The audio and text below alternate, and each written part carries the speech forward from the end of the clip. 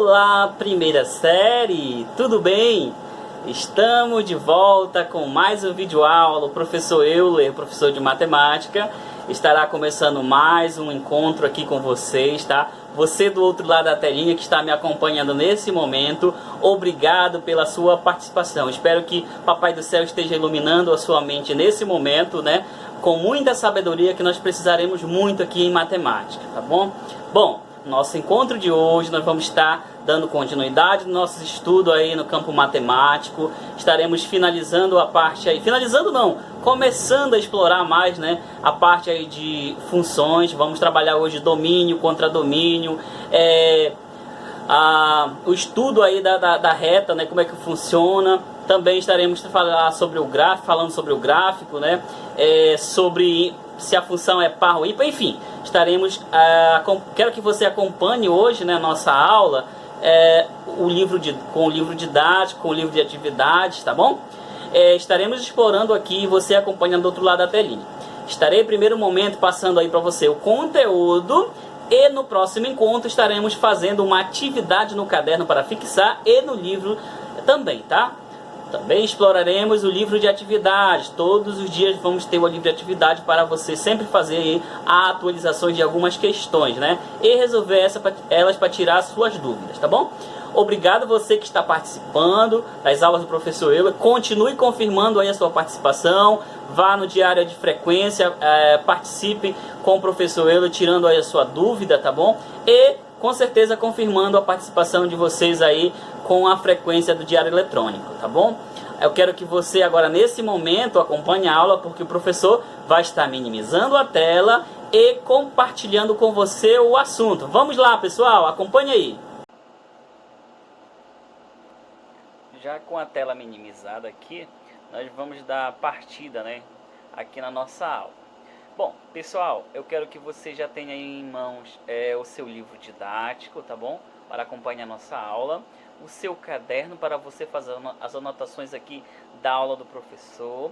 E o seu livro de atividade, tá bom? Então, livro didático, caderno e livro de atividade. Juntamente com a sua agenda, porque a sua agenda é o acompanhamento aí das atividades que o professor passa, né? Das páginas, enfim. Bom, nós estamos trabalhando aí nesse capítulo funções, né? Começamos a explorar funções. No começo aí da nossa aula, nossa primeira aula sobre funções, eu citei para vocês os tipos, né, de funções que nós vamos estar trabalhando aqui. Expliquei para você o que é o nosso conjunto imagem, o que é o domínio, o contradomínio, mas hoje a gente vai estar explorando muito mais aí para você entender o que é cada elemento desse no conjunto, tá bom? Bom, então eu convido você a vir junto comigo aprender aqui matemática. Vamos lá, pessoal.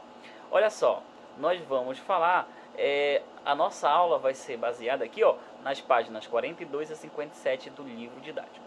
Só lembrando, a nossa aula de hoje, ela vai ser somente conteúdo, tá? Eu vou trabalhar bastante conteúdo aí com vocês, tá?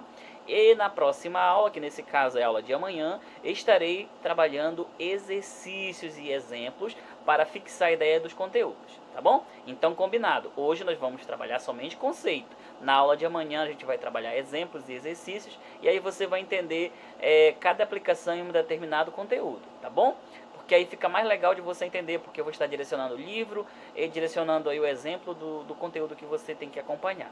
Beleza? Bom, mas no geral a gente vai estar citando exemplos, fazendo aí uma comparação de onde utilizar, como utilizar cada conjunto e cada conteúdo, ok? Bom, acompanhe aí na página do livro, na 42 a 57, nós vamos começar na 42, que fala aí sobre esse conteúdo aqui, ó. Domínio, contradomínio e conjunto imagem, né? Como vocês podem verificar aqui a nossa figura. Bom, já vou começar a explicar aqui para vocês sobre quem é quem aqui nessa figura, tá bom? Começaremos a nossa aula falando sobre esses três elementos. Aqui nós temos o domínio, né? Aqui o conjunto A. O B é o meu contradomínio. E o que seria a imagem, professor? O que seria o conjunto imagem? O conjunto imagem, ele é um subconjunto do contradomínio, certo? Então, conjunto imagem, ele é um subconjunto do contradomínio. Beleza. E como é que eu represento, professor? Como é que eu faço a leitura? Como é que eu represento cada elemento desse? Bom, aqui nós temos o domínio, né? Nós vamos chamar de D, né? O domínio da função f de A em B. Olha aqui, ó, está saindo de A e está indo para B. O elemento aqui, ó, saiu a setinha de A e chegou aqui em B. Observe que saiu do A, que é o meu domínio, e chegou no contradomínio, tá bom? Então, saindo daqui do ponto A e chegando em B, eu tenho uma função de A em B, certo? Função de A em B. Beleza. Então, a nossa primeira parte, a gente vai falar aí sobre o domínio. Vamos lá. O domínio, pessoal, dada a função f de A em B, o conjunto A é denominado domínio da função indicada por df. Olha aí, ó, df. Como é que a gente vai ler? Nós vamos ler assim, ó. Domínio de f, tá bom? É o domínio de f, ok? Beleza? Bom, então observe aqui a figura. Nós temos aqui o conjunto A e aqui nós temos o conjunto B. Quem é o meu conjunto A, professor? Meu conjunto A, a parte amarela, é o meu domínio, é o D de F. Quem é a minha parte aí laranja, professor? Laranja é o meu contradomínio, né? E essa parte aí de verde claro? Bom, observe aí que nós temos o meu conjunto imagem, tá bom? Então, nós temos aí, ó, essa primeira parte, eu quero que você apenas conheça que quem é o meu conjunto, ou o meu domínio, tá bom? Então, o meu domínio aqui, ó, vamos fazer aqui bem legal para você entender, tá? Quem é o domínio da minha função aqui, professor? Bom, o domínio, eles são todos os elementos aí do meu conjunto A. Então, vamos representar aqui, ó, domínio, né? De, aí abre um parêntese, né? O F tem que ser minúsculo, tá? O D é maiúsculo e o F é minúsculo. D de F é igual. Quem são os elementos que tenho aqui? O 1, né? Então, vamos fazer assim. Deixa eu só tirar aqui um pouquinho mais para que nós possamos entender bem legal, tá bom? Isso, isso. Agora eu vou desfazer isso aqui. Olha aí, ó. Como aqui é um conjunto, eu vou representar dessa maneira, ó. Olha aí, ó. Quem são os elementos aí do meu conjunto? É o 1, né? 1, vírgula, 4, vírgula, 7. Então, o meu domínio da função de A em B são os elementos 1, 4 e 7. Certo, pessoal? Tranquilo? Então, meu domínio está aqui, ó. A parte amarela, né? É 1, 4 e 7. Esses elementos é o meu domínio dessa função, tá? Dessa função A em B. Observe que está saindo de A e chegando em B. Tranquilo? Beleza? Beleza. Agora vamos para a próxima parte, né? Vamos apagar isso aqui, já conseguiu entender quem é o meu domínio. Olha, domínio de F, D de F é igual a abre chaves, né? 1, 4 e 7, daqui os elementos, e fecha chaves porque é um conjunto, tá bom? Bom, agora vamos desfazer essa parte aqui e vamos para o próximo item. O próximo que nós vamos estudar é o meu contradomínio. O que é o contradomínio? Ó, o conjunto B é denominado contradomínio da função, indicado por CD de F, né? Nós lemos contradomínio de F. Bom, então, observe novamente a figura, né? Eu trouxe a mesma figura para vocês não se perderem, verem quem é aí, para você já ir aprendendo. Bom, o meu contradomínio, eu falei que, ó, amarelo é o meu domínio, a parte laranja toda aqui é o meu contradomínio. Ah, professor, e agora? Bom, agora vamos lá representar o nosso conjunto aqui, tá bom? O nosso contradomínio. Vamos colocar aqui uma cor mais clara ou mais escura, né? O meu CD, ó, CD, né? Não é para esquecer, isso aqui é bem simples, né? O CD de quem, professor? O CD de F, ó, que é um F minúsculo, né? O CD de F é igual a quem? É igual aos elementos que temos aqui, ó. Então, se é um conjunto, vamos abrir aqui, ó, umas chaves, né? Quem são os elementos? Ó, é 1, vírgula, 4. Vamos colocar em ordem crescente aqui, né? 4, vírgula. Quem é o próximo? 6, né? Ah, professor, mas o senhor falou que é só a parte laranja. Mas observe que essa parte verde clara está dentro do laranja, né? Em um subconjunto. Então, o 6 também faz parte, ó. 6. Quem é o próximo? 7. Vai junto comigo aí, ó. Vamos completando aí. O 7. Quem é o próximo? O 8, né? O 8. Diga qual é o próximo elemento aí pra mim. É o 9, né? O 9. Qual é o próximo elemento? O 12. Muito bem, né? 12. Esqueci algum? Eu acho que não, né? Vamos conferir. Fecha aqui as nossas chaves, né? Beleza. Então, olha aí, ó. Os elementos aqui. 1, 4, 6, 7, 8, 9, 12. 1, 4, 6, 7, 8, 9, 12. Esse aqui é o meu CD, né, de F, ou seja, meu contradomínio de F. Então, meu contradomínio está aqui, ó. Tranquilo? Conseguindo entender? Perfeito, né? Tá bem fácil para você identificar aí qual é o contradomínio. Beleza? Bom, agora vamos apagar aqui e vamos adiante. Vamos falar agora do conjunto imagem, tá? Conjunto imagem. Próximo item, conjunto imagem. Vamos lá. Acompanhe aí, ó. O conjunto imagem da função é um subconjunto do contradomínio formado por todos os elementos correspondentes de algum elemento do domínio. Opa! Então, meu conjunto imagem, ele vai estar sempre interligado aqui com o meu domínio, certo? Então, vai ter uma setinha indicando para o elemento, por exemplo, né? Ah, professor, todo domínio, ele é espelhado no contradomínio?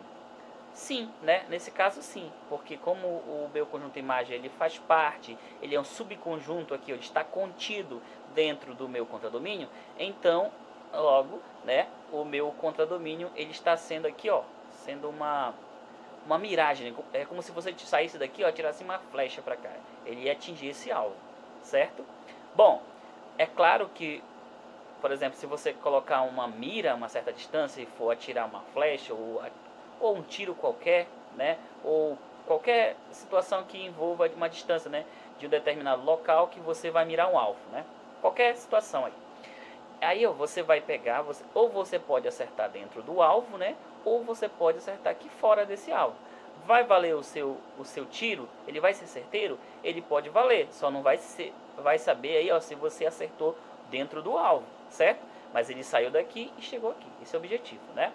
Bom, então, saiu do ponto A, né, do meu conjunto A, e chegou no conjunto B, é uma função, tá bom? Ah, professor, mas tem como se explicar mais especificamente pra gente? Porque vamos precisar. Vou sim. Ó, só vai ser função quando sair aqui de A e chegar em B, certo? Ah, professor, saiu de B e chegou em A aqui, se a setinha vier ao contrário, é uma função? Não, não é função, tá bom? Outra coisa, só vai ser função quando todos os elementos aqui de A estiverem em conexão aqui, ó, com o elemento de B. Só um elemento, só pode sair uma setinha aqui, ó, de cada elemento desse. Daqui do A em B, certo? Então, do conjunto A em B, pode sair apenas uma setinha de cada elemento. Ah, professor, mas eu posso colocar uma setinha aqui, ó, do ponto A em dois elementos aqui no ponto B? Posso fazer isso. O que eu não posso é sair do ponto A, no caso em duas setinhas, tá bom? A gente vai estudar mais adiante esse conteúdo.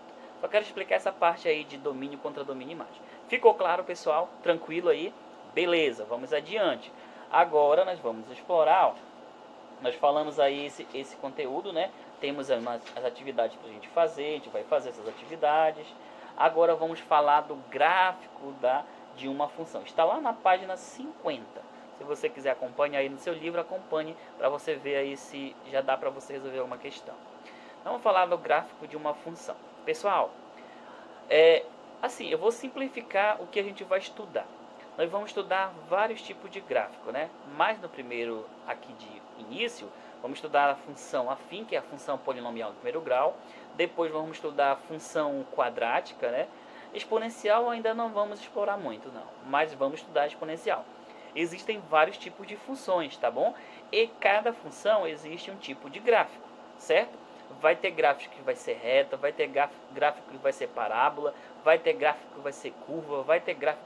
existem vários tipos de gráfico, dependendo aí da função que você está estudando. Bom, mas antes de a gente falar sobre essa função, acredito que vocês já aprenderam no nono ano sobre lei de formação, né? A lei de formação, que é sempre dada, por exemplo, quando eu tenho aí, por exemplo, uma função. Deixa eu só colocar aqui um exemplo para você lembrar esse conteúdo, né? Nós temos aqui, ó, f de x, né? Uma função f de x. Deixa eu colocar aqui isso aqui para você lembrar, né? Igual. Nós temos, por exemplo, 3x. Vou colocar esse exemplo aqui, você vai lembrar que eu já falei na aula anterior. Mas vamos colocar 4,80. Eu não sei se está esse valor. Mas vamos colocar esse valor, 4,8, que é 4,80, né? Opa, tá um pouquinho feio isso aqui, né? Vamos consertar um pouquinho aqui. 4,80. Beleza. Aqui nós temos uma lei de formação, certo? E que lei de formação é essa aqui, professor? Ó, nós temos aqui o valor de x, né? Uma determinada função, aonde nós temos 3 vezes o valor de x mais 4,8. Esse valor aqui, ó, nós observamos que ele pode ser representado, né? A lei de formação. Esse valor aqui, ele já é fixo, né? O 4,8. O que vai ser mudado vai ser o 3 vezes o x. E que exemplo você está dando, professor? Por exemplo, uma corrida aí de um taxista. Você vai correr 3 km, então vai ser 3 vezes o preço do quilômetro mais 4,80 da bandeirada, que eu não sei se é esse valor ainda, tá bom? Bom, então digamos aí que você tenha essa função. Qual é a lei de formação, professor? A lei de formação é essa, ó. É o preço fixo, né? Tá aqui o preço fixo, mais o valor que vai ser acrescentado dependendo aí da quantidade de quilômetros que você vai percorrer. Então a lei de formação sempre é dada. Muitas vezes vai ser representada por P, por D, por Y aqui mesmo, tá bom? Depende da função que você vai estudar. Geralmente isso representa muito aí na estatística, né? A gente utiliza muito aí essas leis de formações na estatística. Mas a gente vai explorar também essa parte aí, tá bom? Bom, então vamos lá. Falando aí sobre gráfico de função, vamos explorar um pouquinho aqui, ó. Sobre o plano cartesiano. Vocês lembram do plano cartesiano? Ele é utilizado aí muito aqui, né, com vocês na matemática, né? E o plano cartesiano, ele é dividido assim. Vamos ver se vocês lembram. Ele é dividido em 4 quadrantes, certo? O primeiro quadrante, o segundo quadrante, o terceiro quadrante e o quarto quadrante. No primeiro quadrante, vocês podem ver aqui, ó, tem números positivos, né? Aqui, não vou esquecer disso aqui, né? Olha só. Existem aqui nesse plano cartesiano 2 eixos. O eixo de x, né? O eixo de x e o eixo de y. Beleza. Como são chamados esses 2 eixos, professor? O eixo de x é o eixo das abscissas. Não esqueçam disso. Eixo de x é o eixo das abscissas. E o eixo de y é o eixo das ordenadas. E aqui nesse plano cartesiano, nós estudamos localização, né? E nada mais vai ser diferente em falar coordenada. Por exemplo, você quer ir a um encontro na casa de um amigo, fazer um churrasco. Se ele te der a coordenada certa, você vai chegar nesse local exatamente, corretíssimo. Mas se ele te der essa informação errada, você não vai conseguir chegar nesse local. Por quê? Porque, ó, por exemplo, Rua São Pedro, bairro Compensa, por exemplo, né? Rua São Pedro, bairro Compensa. Mas se ele falar bem assim, ó, Rua Compensa, bairro São Pedro, para quem não conhece Manaus, por exemplo, vai chegar nesse endereço sem ter ali uma ferramenta de GPS ou mapa, não vai conseguir chegar, porque não tem esse endereço. Está trocada a ordem. Então, cuidado aí, ó, quando você for representar, por exemplo, o par ordenado, quem vem primeiro, professor? Primeiro vem o valor de x e depois vem o valor de y. Você vai procurar aqui esse par ordenado sempre nessa ordem, né? X está aqui, ó, nos eixos das ordenadas, ou das abscissas, né? Desculpe, nas eixos das abscissas, e Y está nos eixos das coordenadas, das ordenadas. Por exemplo, o ponto 2 e 4, professor. Onde é que está o ponto 2 e 4? Vamos colocar aqui o 2 e o ponto 4. Onde é que eles estão? Ó, o ponto 2 está aqui em X e o ponto 4 está aqui em Y. Então, esse aqui, ó, seria o esboço, né, do encontro desses dois pontos. Esse aqui seria meu ponto 2 e 4, tá bom? Esse é o meu ponto 2 e 4. Ok? Mas vocês vão aprender muito mais. Bom, então, falei sobre... deixa eu só voltar aqui um pouquinho. Falei para vocês sobre o tipo de gráfico, né? Desse primeiro momento. Ok. Bom, então nesse primeiro momento eu quero que vocês aprendam aí, ó, o seguinte, vamos simplificar. Quantos quadrantes tem aí o nosso plano cartesiano? 4. Como é chamado o nome dos eixos? Eixo das abscissas e eixo das ordenadas. Eixo das abscissas x, eixo das ordenadas y. Vamos lá, outra informação. Beleza. Somente isso por enquanto, né? Então qual é a ordem que você vai colocar as coordenadas? X, né? E depois y. X e y, tá bom? Beleza. Agora vamos dar outro passo adiante, né? Vamos falar agora sobre outro ponto bem importante que nós vamos precisar aqui. Os tipos de gráficos, né? Eu falei para vocês que nós vamos estudar primeiro a função afim. E a função afim, ela vai ser trabalhada, né? O tipo da função afim, né? E também nós vamos estar citando com vocês a diferença, né? Aí em relação a algumas situações, tá bom? Bom, na função afim, que é a função de primeiro grau, função polinomial, você vai estudar o tipo dela, né? E o gráfico dela vai ser uma reta, né? Essa reta ela pode ser crescente ou decrescente. Então, anote aí no seu caderno. O gráfico de uma função afim ou função de primeiro grau é uma reta. E ela vai ser crescente ou decrescente, né? Depende muito aí do estudo que a gente vai fazer. Bom, então observem aí, ó, a função afim. Deixa eu só minimizar essa figura aqui pra gente deixar bem legal aqui pra você, a tela, né, cheia. Deixa eu puxar pra cá. Ok. Bom, então a função afim, né, nós vamos ter aí na função afim dois tipos, né? Ó, a função afim, no caso, quando ela for crescente, né, ou decrescente. Então, crescente, o A é maior que zero, e decrescente, o A é menor que zero. Por enquanto, a gente ainda não vai explorar isso aqui. Por quê? O que eu quero que você saiba é o seguinte, que na função afim, ou função de primeiro grau, função polinomial, o gráfico é uma reta. Anote aí, o gráfico da função afim é uma reta. Ok?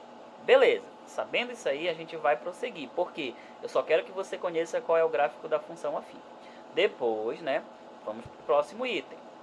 O próximo item é uma função quadrática, né, no formato ax ao quadrado mais bx mais c. Vocês já estudaram isso aqui no nono ano, tenho certeza, com a diferente de zero. Porém, o que eu quero que você aprenda aqui, né, ou faça aí uma breve revisão, é que o gráfico da função quadrática é uma parábola, né? É uma parábola. E existem três condições de existência, quando A for maior que zero, quando A for menor que zero, ou quando A for igual a zero. Porém, a gente vai estudar isso com bastante tempo e calma, né? O que eu preciso é que você apenas diferencie aí os tipos de gráfico, ok? Bom, então, primeiro caso, o A menor que zero, a concavidade, ó, só lembrando qual é o gráfico da função quadrática, uma parábola, né? Quando a concavidade está para baixo, significa que o A é menor que zero. Concavidade voltada para cima, significa que o A é maior que zero. Mas, como eu falei, ainda não precisa você totalmente aí se preocupar com isso, porque a gente vai ter aula só de função quadrática, tá? O que eu quero é que você apenas lembre que esses gráficos são diferenciados, né? Próximo. O próximo é a função exponencial, né? Que a gente vai estudar também ela aqui na primeira série, a função exponencial. Então, o que eu quero que você aprenda?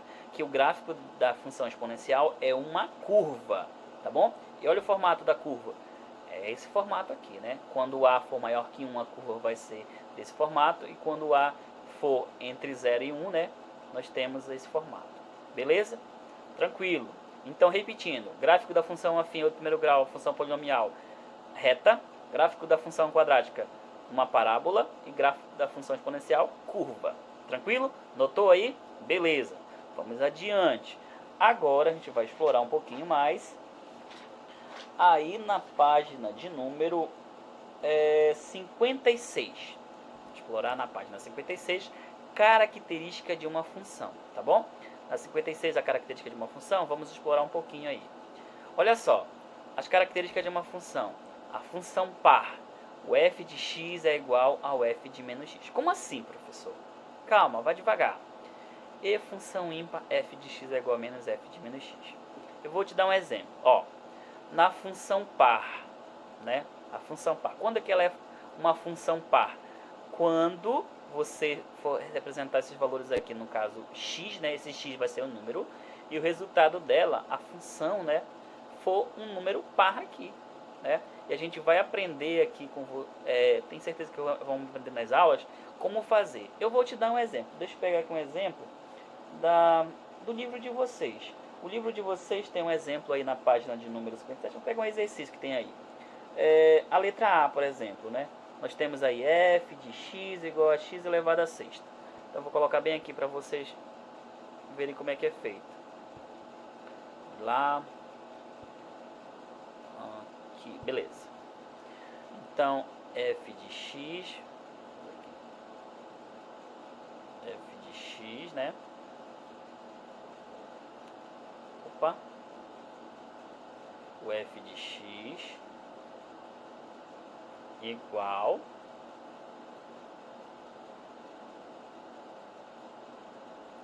f de x igual a, por exemplo, x. Qual é o valor aqui? X elevado a 6, né? A sexta potência. Beleza. X elevado a sexta potência. Olha o que você tem que fazer, no caso, para descobrir se é par ou ímpar. Bom, x elevado a sexta potência. O que tem que fazer? Tem que igualar, né? Olha aí, ó. Tem que igualar igual a f de menos x. Como assim, professor? F de menos x. Observe aí, ó. Vai ficar f, né? De menos x. Então, aonde estiver o valor x, você vai colocar negativo, né? Então vai ficar menos, né? Opa, esqueci aqui da igualdade, né? O f de x de menos x vai ser igual a menos.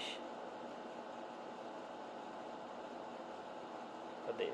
Paga aqui. Menos, né? X elevado a sexta. Só lembrando que isso aqui é um sinal de menos, tá? Menos x elevado a sexta. Mas observem que aqui nós temos uma propriedade da potência. Todo número, né, negativo elevado a um expoente par, o resultado vai ser o quê? Positivo. Então vai ficar x elevado a sexta. E olha só, x elevado a sexta não é a mesma coisa que f menos x? Então está comprovado que é uma função par. Como assim, professor? Olha aí, ó. Se o resultado aqui fosse menos, seria o quê? Função ímpar. Como o resultado foi positivo, a função ela é par. Tranquilo? Beleza? Tranquilo, né? Esse foi só um de vários exemplos que a gente vai estar estudando aqui. Beleza? Bom, agora eu vou pedir para você fazer o seguinte. Você vai agora fechar aí o seu livro didático, tá bom? Porque na próxima aula a gente vai praticar somente atividades neles, tá? No livro didático, no livro de atividade, no caderno. Agora a gente vai fazer o seguinte, nós vamos pegar o livro de atividade. Acompanhe aí no livro de atividade as questões que vocês terão que resolver. Acompanhe aí, vamos lá. Deixa eu fazer aqui. Opa. Pronto, vamos lá. Olha aí, ó. Livro de atividade, questão 5 a 7, tá bom? Questão 5 a 7. Só lembrando que essa questão 5 a 7 você vai fazer agora, tá? Você vai resolver agora. Assim que acabar a aula, você vai resolver a questão 5 a 7. Só lembrando, para quem ainda não assistiu a aula anterior, eu já passei a questão de 1 a 4, tá? Agora você vai resolver de 5 a 7. Qual é a página, professor? Ó, a página que nós vamos fazer a atividade hoje, no livro de atividades, é a página 8 e 9 do livro de atividades. 8 e 9 do livro de atividades, tá bom? Beleza? Bom, vamos finalizar nossa aula por aqui. No próximo encontro vamos estar falando muito mais e explorando mais esse conceito matemático. Fiquem todos com Deus, um grande abraço e até o nosso próximo encontro. Tchau, tchau, gente!